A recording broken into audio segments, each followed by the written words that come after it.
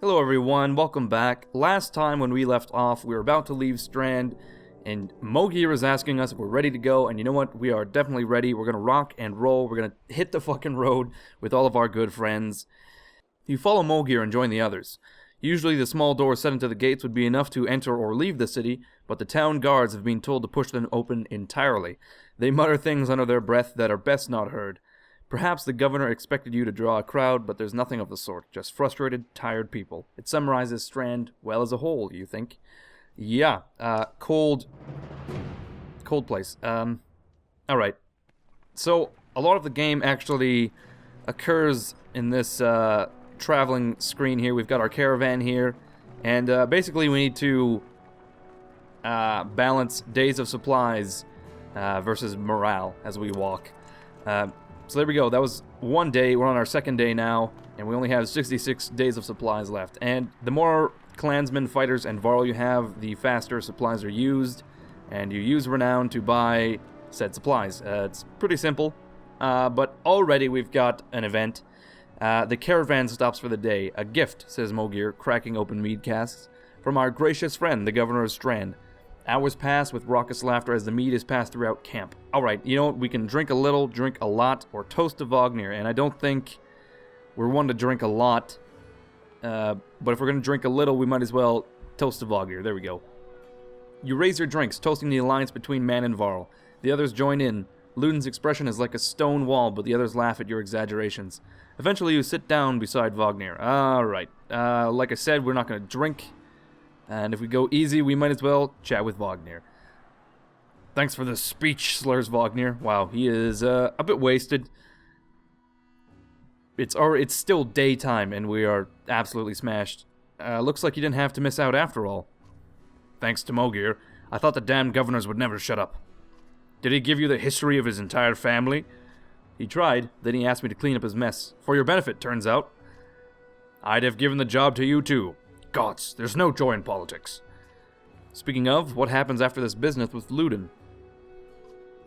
Hopefully the boy goes back to Aberang on his own, and I can take out some frustration on Dredge or something. Starting to sound like Haken. You don't like the life of a diplomat? Haha! Don't you miss the fight, Ubin? You down your mead instead of replying. Vognir slouches and shakes his head. Oh, we're playing a little coy here, for some reason. There's no great joy in killing Dredge, but this. Pretty sure this nonsense is some scheme between the two kings to force some kind of lineage. Used to be, warriors would follow you for what you'd done. Isn't that why they follow you now? Is it? Or is it because I'm next in line? These lines are getting muddy, old Varl. They've always been muddy, Vognir. Vognir stares into the campfire, lost in thought. You leave him to it. Oh. There we go. We've made Vognir moody, and he's now debating life. Oh, you rise groggily at the campsite, a casualty of merriment. Vognir is already kicking warriors awake when you spot Ludin stalking your direction. He sidesteps sleeping bodies. Better wake up, you nudge Vognir. You're needed. Oh joy. So Ludin has come over, and he's gonna give us shit, I would assume. Ah, it's Ludin. Always a pleasure. You look well rested. Vognir releases a caged yawn and receives a hard-eyed stare in return. How long to Grafheim? Ah, we're only 2 days out of Strand, you know. Come, I'll show you on a map. This guy just does not understand the vast distance we have to travel to actually get to Grafheim. So, this here is our world map, and as you can see, it is absolutely massive, and every piece of text and little symbol on this map has some information behind it. For example, we'll look at Strand. There we go. Strand, as close as anything comes to a bastion of racial tolerance, both men and Varl compete to scrouch out a living in this, the biggest trade city along the west coast. Many people still believe the god Denglir still watches over it, granting good fortune. So, here's Aberang, the capital of men. From humble beginnings to the eventual seat of power for the king, Aberang is the most populated and contested city throughout the human lands. As each new generation of residents builds another ring of walls which sprawl outwards from the cliffs, the city continues to grow larger, more indulgent, and more dangerous. And that is where Ludin's from, so they've come all this way. It seems they sailed and landed in Strand, and from here they are going by foot to Grafheim, which is all the way up here. Gruffheim, the last home of the Varl and seat of their power, founded by Arnfinir, the second Varl king. Though the Varl have moved around a lot, most consider Gruffheim their capital. The deeds of Varl are honored here, and all warriors of worth are buried at the foot of the two spears, where they are said to become part of the Varl's Mark itself. I don't really know what the Varl's Mark is, but sometime we'll find out. But anyway, I don't want to dwell too long on this map, but you can just imagine you can spend probably a good hour or two reading every single bit of text, because as you can see, these islands up here have information. This constellation has some information. I think this is the compass rose, and look at that, we got some information on the sea. The vast, the waters to the west were named not for their reach, but for their depth. Longships lost even somewhat close to shore are best considered gone to the depths forever, down to Davy Jones. So anyway, here is us, our party, and we're nearing Vedrfell. Named Bad Weather, the gales that blow in from the bay and around the mountain peaks keep Vedrfell in generally unpleasant state. What really cemented the name was the kind of person who would live there. Men cast out from Strand for one reason or another, with nowhere else to go. So we are about to pass by there as we head north to Gruffheim. But I guess we'll just head back to the Caravan map. I don't really know what to call that screen. We head north, then east, past the forts. Gruffheim's far from Strand, going to be a long march. You should have drank last night, Ludin. Why not take the ships to Skrimmerstead? Oh boy, see, that is a bit of a tongue twister. When I see this, it just makes me think Skyrim. Let me think again. Let me try that again. Why not take the ships to Skrimmerstead? What's the point of marching? The Silverstone Bay is called that for a reason. It stays covered in ice all year. It would tear up the longships. Too bad, though. We could have shown you all the wonders of Skrimmerstead. A half-sunken city crawling with dredge, Prince. Dredge and glaciers. You like glaciers? Ludin exhales through the nose. A poor disguise for his contempt.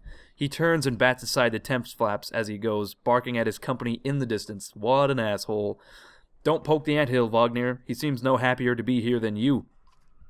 Spend a few days with the boy, old friend. You'll be looking for a tall cliff to hop off, too. Ludin's got a shorter wick than Haken. Thanks, Vognir. Let's get moving. Another half day to Vedrfell, if we're lucky.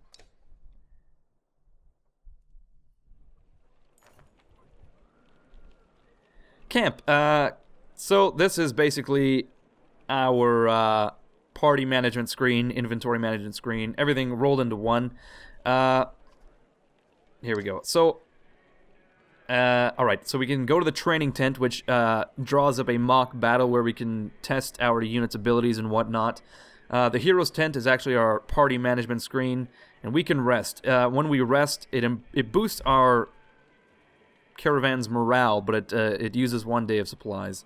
But anyway, right now we have to head to the hero's tent for some information dropping on parties, so we can click on any of these folks to learn about their abilities and skills and whatnot. Here we go. So Gunnulf is a warhawk, and his special ability is Tempest. It's that big swinging cyclone type move. I don't really know what to describe it as. But he's also got this, I suppose it's a passive ability, which is Heavy Impact. Every unit has a active ability and a passive ability. So there we go. That's his ability. Now, every unit also has these 5 skills, I suppose you could call them, stats.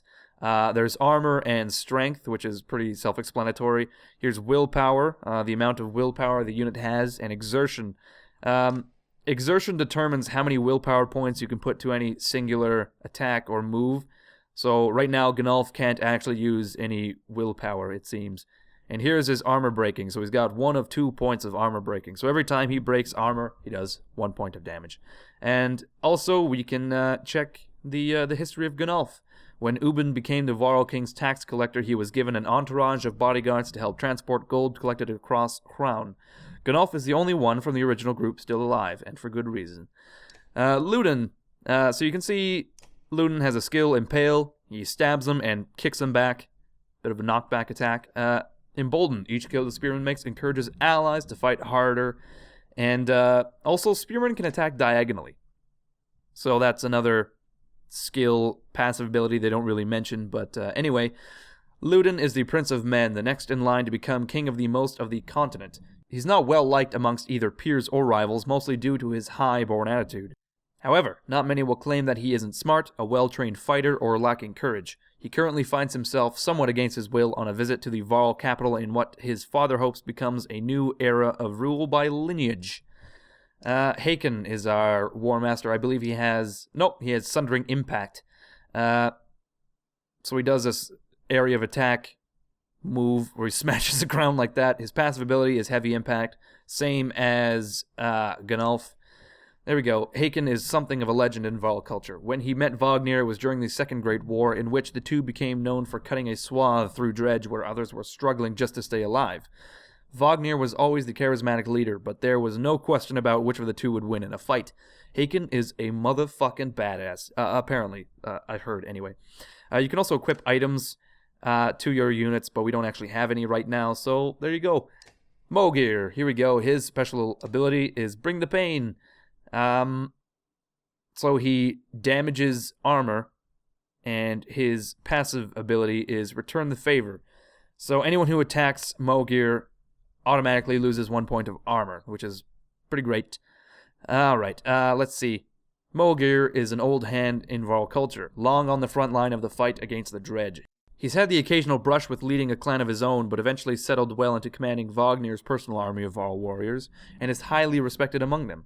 Great. Mogir looks grizzled as all get out. I can't get over that paper bag face. Whoops, wrong button. There we go. And we're back to Gunulf. So this is our party management screen. That's all the heroes. And you can see here we can modify turn order. I can move all these guys around. It doesn't really make much difference right now, but we'll put Ludin last because he is most likely the weakest of all of our troops. Alright, so like I said, we can do some training, we can do some hero management, and we can rest. I'll do a rest. Blam. So it is day 3, we just rested up, and we've got great morale. All 450 of our men are just super stoked to be here, but now we must leave. We gotta hit the dusty trail and continue on. Vedrfell. Even the name means bad weather, where frozen wind sweeps in from the bay. They tend livestock, but most are just men driven from Strand with nowhere else to go. Why else would anyone stay? We won't stop long. So apparently Ubin sounds like a Norwegian old-ass Sean Connery. Why else would anyone stay? Oh my god, look at this guy. By Hatterberg, that's a lot of Varl for some missing cattle. What? A couple days back, sent word to Strand about the cattle. Didn't expect an army. He looks pleased with himself until it sinks in that you aren't here on his behalf. Where have your cattle gone? Wouldn't know. My boy's seen men up the hills carrying them away. Don't know many men who can hoist a whole cow by himself. Scalpings out here, maybe. Could they have Varl working for them? Not from what the governor told me. I'm going to take a look around and get camps set up. The peasant spits, his eyes anxiously darting about as the caravan sets up tents. We'll be here no more than a day. There's silver for any food you've got. For hundreds of Varl? Are you serious? Whatever you're willing to sell. You thinking of squatting? Not enough room for a couple hunters here. Forget hundreds of... Shut up. Hear that? Where's Ludin? It's faint. Sounds like fighting and something else, question mark. Haken takes off at a run. Oh boy. Already we are in the midst of it. We're in the muck. And there's some serious shit going on somewhere else. According to Haken... Oh, here we go. We've got Ludin and what appears to be a ginger-headed fuck lying dead on the ground. But anyway, we can plot paths for our units like so. And like I said, Ludin, since he's a spearman, can attack diagonally. And you know what? We'll break some armor here. Or I guess we'll attack for strength, because that's what the game wants me to do. Okay, just 1 point. Deflected. Oh yes, they are explaining deflection right now. Okay, so Ludin had his spear split in half, and he's been immediately boot-fucked right now. And all of our Varl show up on scene, and we're gonna take out this Dredge brute. So, I'm not sure if I've explained deflection, but the more armor a unit has over your strength, for every point, it's an additional 10% chance that your attack will be deflected, which is pretty shitty. But anyway, we're going to try... here we go. Sundering Impact, 100% to hit, plus 1 strength, plus 1 break to target, plus 1 break to heavy impact. Okay, we'll try that. We'll see how it goes. Right off the bat. Oh, that was pretty fucking weak. I don't know why I bothered. It's pretty lame. Alright, we're going to move Vognir to the left flank over here. He's not going to do much for a couple turns. Here comes some dredge grunts. Gunulf is going to move into contact with this fucking guy. And you know what? He can only do 1 point of damage to either, so we'll smash some armor right now. Holy shit, 7 fucking damage to Gunulf right there. Haken, well, he's only going to do... Well, he can break 4 points of armor, which is nothing to be shy about, I suppose. But it appears that Gunulf is getting fucked up immediately, which is not very pleasing, I gotta say. Could have been better, but apparently not. Okay, 3 points of armor break for this fucking brute here. And Gunulf is too weak to really do much, I think. He can try to break armor, but anyway, here's a good point to point out the deflection. So you can see here, 90%. We have a 90% chance of getting deflected, so we're not even going to bother with that. We're going to break 1 more point of armor off that guy. And then hopefully Haken or Vognir can take care of it. But look at that. Gunulf has just been taken out immediately. But we can do 10 points of damage to this guy and severely handicap him. So, you know what? I may just leave this brute as is, because there's 3 enemies right now, and at this point, it's always alternating between ally, enemy. So if I leave a weakened enemy, technically I slow down the units that remain that are at full strength, because they get more turns, if that makes sense. But, yeah, I'll move into contact with this grunt here and see if Vognir can do a bit more damage to him. 2 points, 3 points of armor, not a big deal. So if I leave a weakened unit, he can't really do much damage, but like I said, he will actually slow down the attacks of other units. So I've effectively crippled that one... Oh, shit, I forgot about this. This dredge brute here has this ability where he can summon other grunts. So I may have fucked up there, because I don't think I can move into contact with him before he summons another grunt, unfortunately. I guess we'll find out. Perhaps Haken can move. Yes, he can. We'll take out this brute with Haken. I was hoping to leave him, but just, you know, it's not meant to be, considering he's trying to summon other units. But anyway, Vognir can probably take out this guy. We might as well get the old pillage mode going. I'm sure we can take out this grunt, no fucking problem. Haken is basically the most damaging guy we have in our team at the moment, so that's just great. Okay, so there we go. We have defeated the dredge up on the ridge here, but it appears that Ludin has been knocked out or killed or something. Vognir has earned a promotion, well earned, and we've got 5 more renown. Wowza! You trying to get yourself killed, Ludin? What are you doing? I was trying to get a shot in between the plates. You never seen a dredge before, boy? What kind of idiot? Break their armor first. Where do they come from?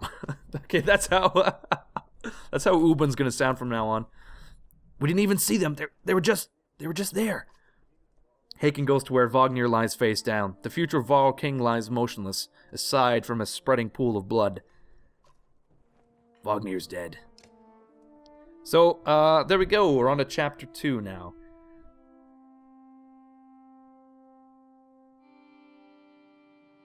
And this is actually where we begin another story in the eastern lands of, I guess it's Sederlund. Here we go. Here's our good friend. You'll meet him very shortly. Here they are. Where did that thing come from? Shh, stay close. I think it saw us.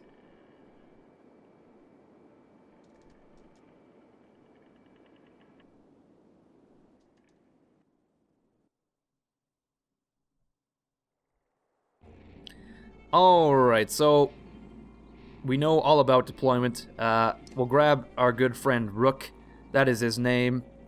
And his daughter, I believe, Allette. And apparently we have to beat down this dredge motherfucker. A starving dredge. I'm pretty sure we can handle him. We have normal morale, though. Okay, so Rook is going to storm forth and just wait a turn, I suppose. I don't know why this dredge would drop a deer in favor of attacking us. That seems very odd, but shit. Okay, so Allette is actually the first ranged unit we have access to, and as you can see, the orange is the range of her missile attack, but I've just moved outside of the range of this fucking dredge again. Rook just took a hit there, but it's only 1 point. I'm sure we can handle it. Allette, as an archer, has a passive ability where if a unit uses a lot of armor, she does more damage. But in order to activate that ability, she needs to actually stand still. She cannot move. But there we go. We can break the armor of this guy a little further, and Rook can get a couple shots off, and then Allette will just shut it down with one single fucking arrow to the eye, or I don't know, some sort of weak point of this dredge here. I'll show you what I'm talking about in just a second here when I get Allette on the case. Oh.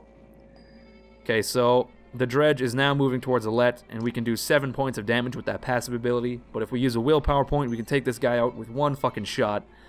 Absolute badass, Allette. Blammo! There you go, he's down. Easy enough.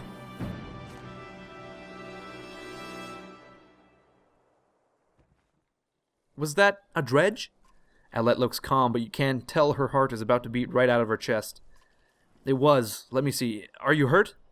No, I'm fine. I'll be fine. When the dredge attacked, your cart and the ox bolted. It spilled most of your supplies. You can see more dark figures moving through the trees when you glance in that direction. All that food. That's the last we're going to get before winter. What do we do? Don't run. Let me think. Forget the supplies. Let's get back to Skogr. If we hurry, we can gather them before more dredge appear. Do you think you can handle more of them? I think what we do not want to do is engage in combat with more dredge. I mean, we did fine, but we're only 2 people. And from what I can tell, we're hunters, basically. We're not really warriors, so option 3 is off already. Let's try to gather some before the dredge. I can see them in the trees. Are you sure about this? No, we have to try. Be quick. Okay. Alright, so we've gathered some supplies, and we got our cart back. Allette calms the ox while you frantically toss supplies back into the cart. More dredge emerge, but you manage to get the cart moving again before they can close in. The colossal figures slowly recede into the distance. Oi, 15 supplies, great. So as I've said before, supplies represent food and other goods. Yada yada. Alright, so here's our own little cart right here. We're heading back to our hometown, Skogr, and from there, we're going to get some assistance, I suppose. I'm not really sure what the plan is. Basically, we just want to avoid fighting as much dredge as possible.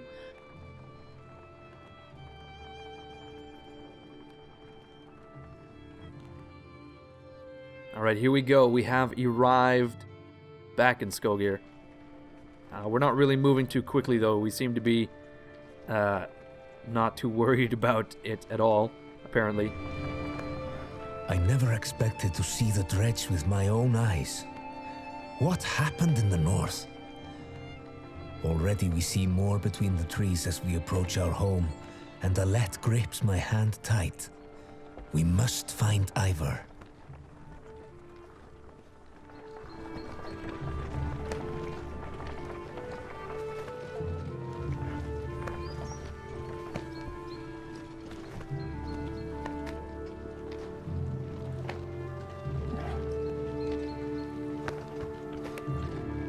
See, already you can see dredge in the foreground. Very fucking ominous, I gotta say. Iver! The enormous Varl in question towers over the men in the training field. He squints as you approach.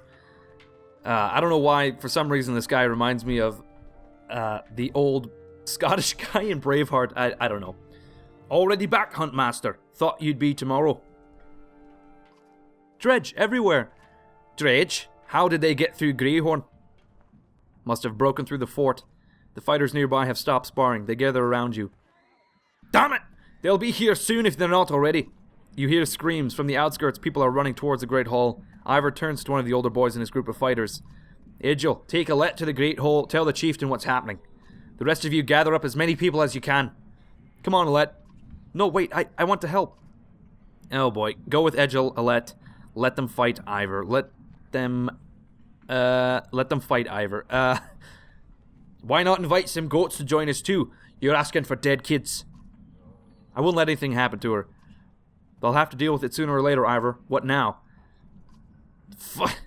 Idgil, keep your shield up. We'll just hold them off until everyone's inside, then we figure out what to do next.